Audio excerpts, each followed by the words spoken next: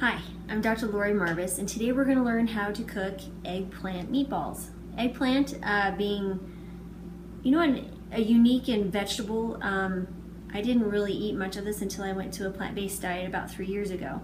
But what we're going to do is we're going to replace meatballs with some great marinara sauce. It's also vegetarian, with no fat content, which is great.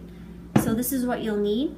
You'll need 1 or 2 eggplants, depending on how big you are. I'm actually going to use 3 because I have 2 teenage boys that eat ravenous appetites.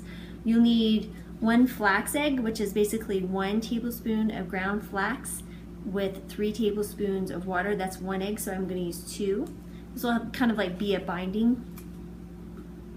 It also calls for breadcrumbs. I didn't see any breadcrumbs that were oil-free or fat-free at the grocery store. So what I'm going to do is I'm going to take some bread that I know is vegan, and I'm going to put it in the toaster and then crumble it up. You'll need about 1 cup of this.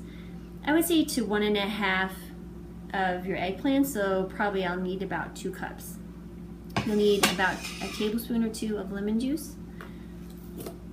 I love green onions, so I will be using 2 groups of green onions. They come usually 6 or 7 of these, and I use up all the greens as well. You'll need some fresh basil,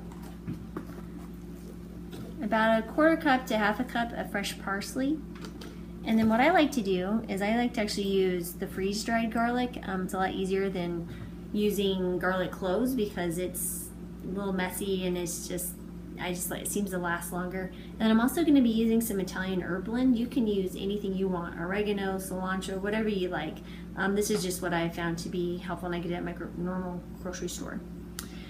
Then, in addition to that, I might also like to sneak in more vegetables into anything I can. So what I'm going to do is when we're warming up our marinara sauce, what we're going to do is we're going to also add, after it's warmed up, some yellow squash till it's nice and soft, and also some baby kale. So that will pretty much cover the rainbow of fruits and vegetables. And then what I'm using is I'm actually going to use, instead of regular spaghetti noodles, we like the penne. So we're using the ultra grain with quinoa. You can do veggie, you can do whole wheat, whatever you like. Just make sure it doesn't have any dairy or egg in it. So first thing we're going to do is I'm going to take my eggplants, I'm going to cut off the tops and the bottoms. I'm going to cut them in half, and I'll place them in the oven for about 45 minutes or so until they're soft, and then we'll pull off the skin and use the puree. So I'll catch you on the other side of 45 minutes. Okay, so now we finished with our roasted eggplant, and we peeled it, and then what we did is we went ahead and pureed it with the garlic, onion, and parsley. I went ahead and added the flaxseed egg as well. And now we have this nice mixture here. And what we'll do is we'll add the 2 cups of toasted breadcrumbs, which were just basically bread slices I put in the toaster for 2 cycles. Scraped off the black if it was too black, and then this will make it more of a gooey consistency. You'll roll those into about 2-inch balls. Bake them in the oven at 350 degrees, probably about 25 minutes, but not burnt. And then you'll be able to use those on the marinara with the pasta, and we'll show you that. Okay, here is our finished product. We went ahead and put the eggplant meatballs in the oven for 35 minutes, made those nice and firm.